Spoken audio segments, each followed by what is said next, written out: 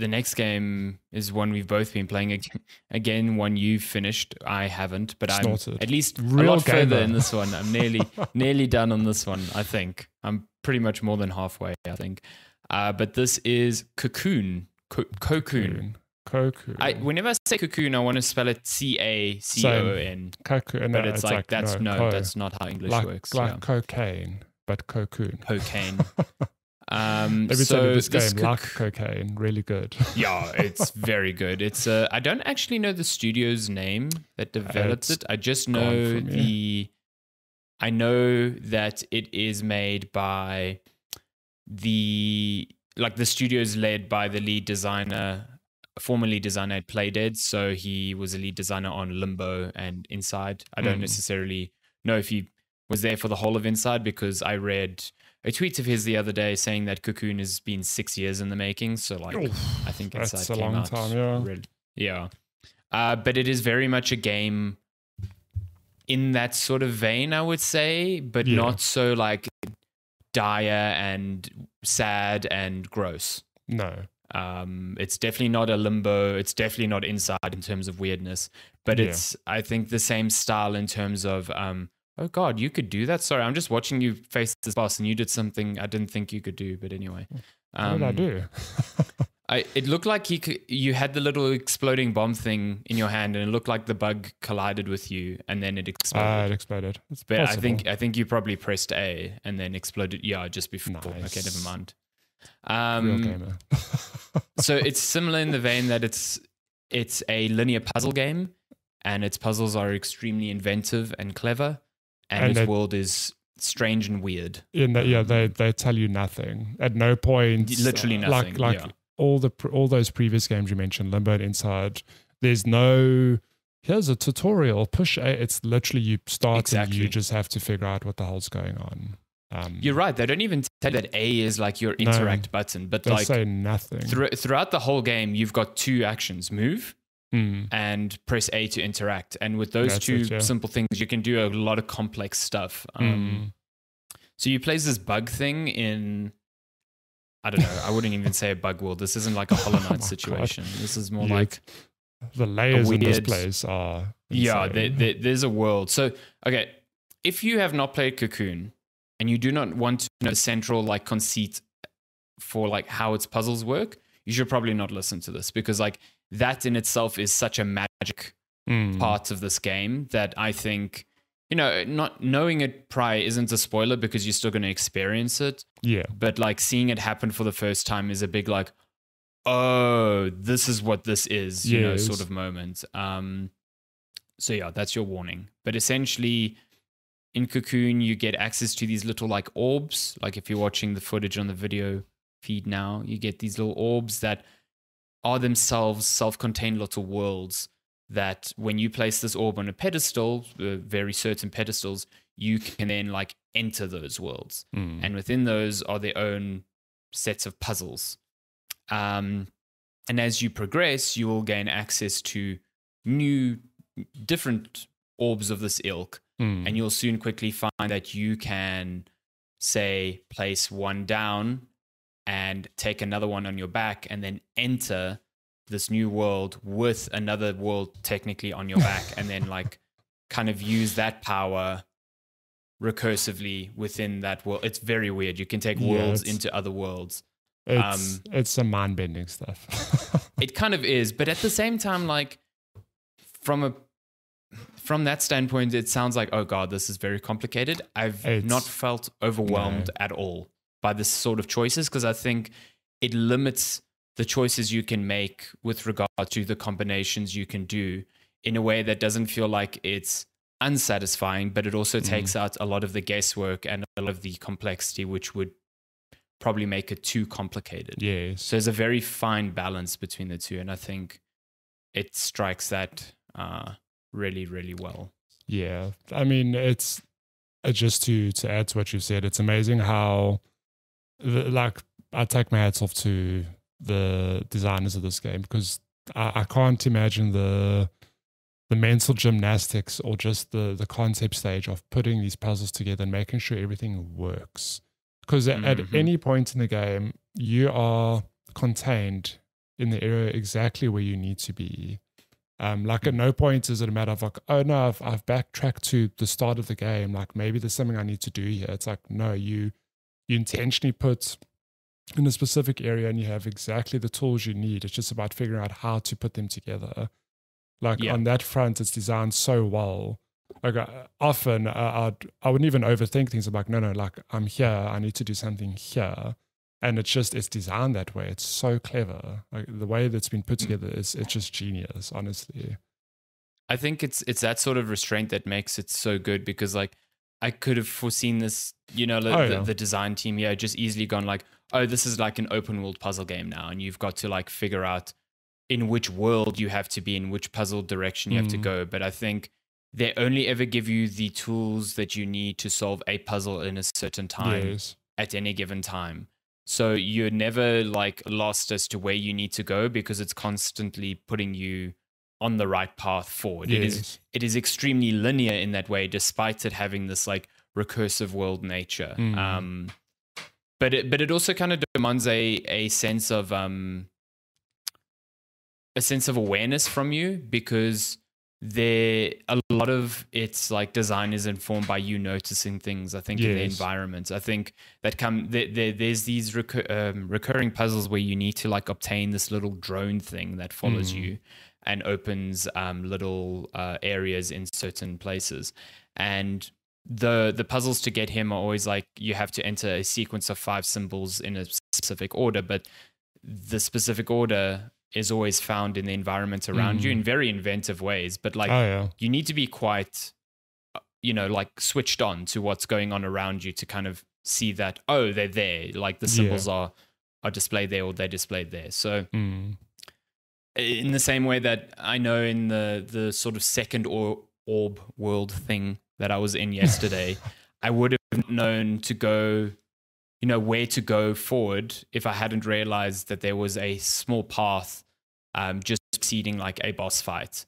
And knowing that path meant I needed a certain power, and coming back immediately to there and then being like set on my way. So, but I've not had any sort of frustration. I've not hit any sort of weird roadblocks with Cocoon yet. But at the same time, I've also not found that the puzzles are, because it's a difficult thing. Like if a puzzle's too easy, it doesn't feel satisfying to solve. You just feel like you're going through the motions. And like if you look at a puzzle and immediately know the solution, going through those steps is very frustrating, because you're like, why can't I just fast track this?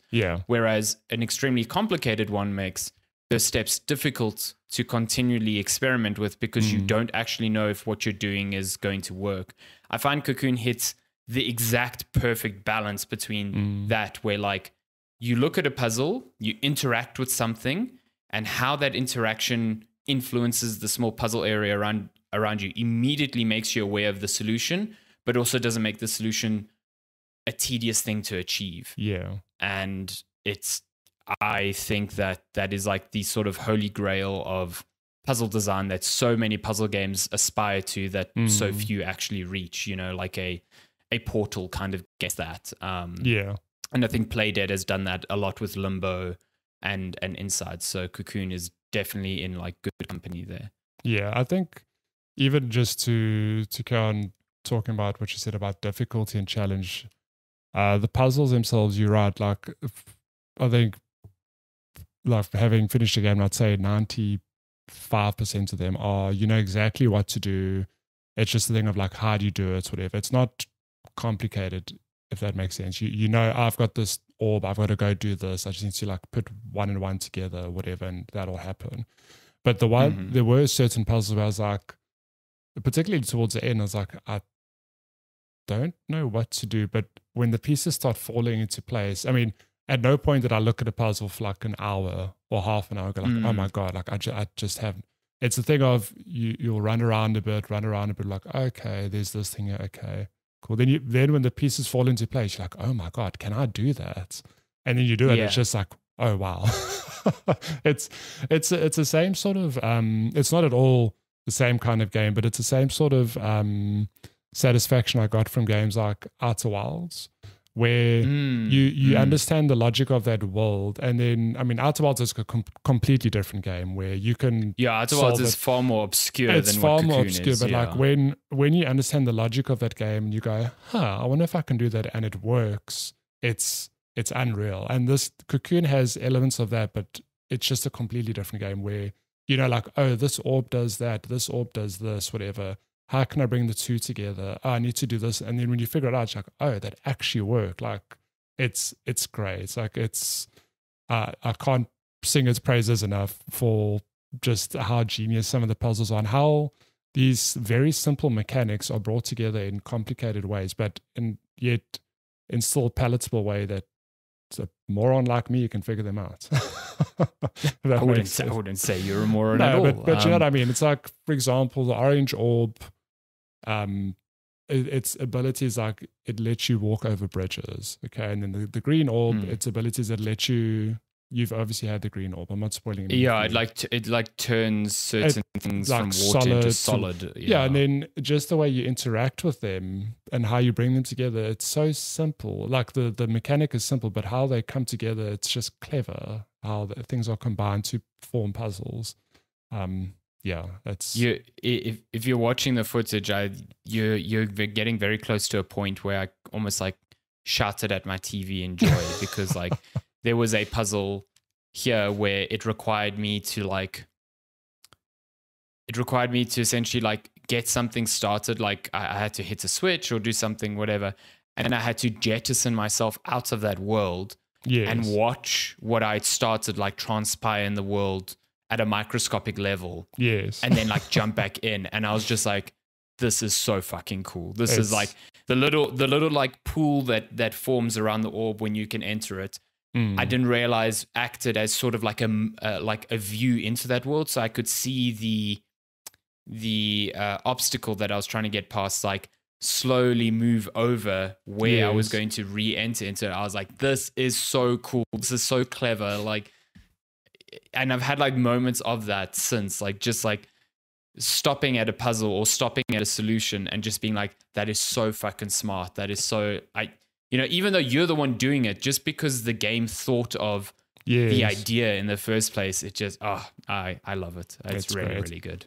Also, you need to finish this game so we can talk, because then the things that happen, it's mind blowing. Honestly, I just can't sing its praises enough of how simple it is to understand, but how it gets you thinking, and you do some really wild things. And when it works, you're like, oh my God, like I can't believe that actually worked. It's too good. It's really good. It's also a game with no combat, but also incredibly good boss fights. It's even really good. It's got really good boss fights, and you might think like, oh no, boss fights, Dark Souls. No. You there are certain bosses you'll die to, but it doesn't reset progress. It just like puts you at the beginning. The fight, it resets the fight, or it. I've had moments where it just resets that moment in that specific fight, whatever. Oh, really? If it's like an extended fight? Yeah. Well, no, you'll see. I think you'll know what I'm talking about if it happens to you. And the boss fights. I do like that it's a very basic, like, you know, 3 hits on the boss and it's dead, but it also subverts that somewhat by like, after the first 2 phases, the boss fight changes completely for the very last hit. And it's like, oh, that's quite clever. I do like that. And the boss fights themselves are so varied and interesting as well. It's like, here's a tool specifically for this boss fight. Yes, yeah. All the mechanics for each boss fight change. And again, they use the one-button nature of the game in a very... very interesting way. Like they give you so much to do with so little input. It's really fascinating that like so modern games now require so many different button combinations to do simple things, and this is like stands in the complete opposite, you know. So Cocoon, it is on Game Pass. Would recommend. Yeah, it's very, very good. It's on Game Pass. It's on Switch as well. I think it's on many platforms. I don't think it's on PlayStation. I think that's the only place it's not at yet. Yeah. But it is on Switch, and it is on like PC and Xbox, and it's also not particularly long if you're worried about it. This super lengthy puzzle game. And my playthrough was like 5 hours, 20 minutes. So add or remove some time depending on how smart you are, potentially. You're looking at, I'd say like 4 to 6 hours on average. And it's like I really inhaled this game. I think I started at lunchtime on Thursday. I played like an hour and then played a little bit after work. Then yesterday played another hour at lunch, and then just after work I just finished it. It was really good.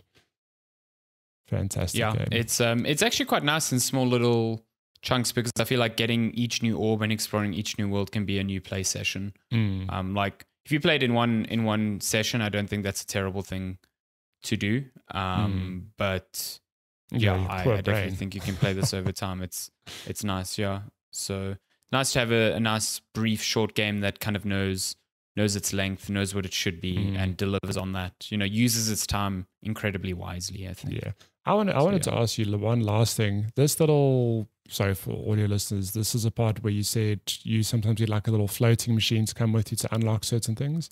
Yeah, the little drone boy. Did you ever notice how it telegraphs exactly where you need to go at certain points? Like it's pointing the direction you need to go, for starters. And then I saw that he was pointing back at the orb. He's like, you need to go back there. Exactly. Which I also only noticed. I was like, am I in the right place? And it points at the orb you need to be in as well. I was like, it's so clever. I didn't notice that. That's so cool. It's just like this is the exact moment I was talking about earlier. Yeah, it's too clever. Oh my god, so cool. So cool. When that happened in real time, I was just like, oh my god. But I mean, I just wanted to point that out. I see now it's like rotating to show which direction. I guess it's pointing back towards the blue thing that it needs to like eventually like be used in. So, but it's just because there are points in this game where I'm like, I don't know which orb to be in. I had the drone boy. I was like, oh, it's pointing to the orbs, this specific orb. I clearly need to do something in there. Cool. It's very clever. Just smart design, and you can see it throughout the game. Really, another reason why I think like a lot of this game is very contextual, but at the same time not obtusely contextual. Doesn't expect you to make some hectic assumptions without really having all the info. Yeah. It is a fantastic time. Cocoon, please play this game. Would recommend. Great Another game. Great gem of 2023. Unexpected. Yeah, definitely going to be in a top 10 list. I had no idea this game was even coming, let alone that it existed. Same. And very nice. Oh, it is on PlayStation, and the only reason I know that is because of the controller. 24-bit games here in Johannesburg helped do the porting duty for Switch and PlayStation. Nice. So definitely is on PlayStation. Well, there you go.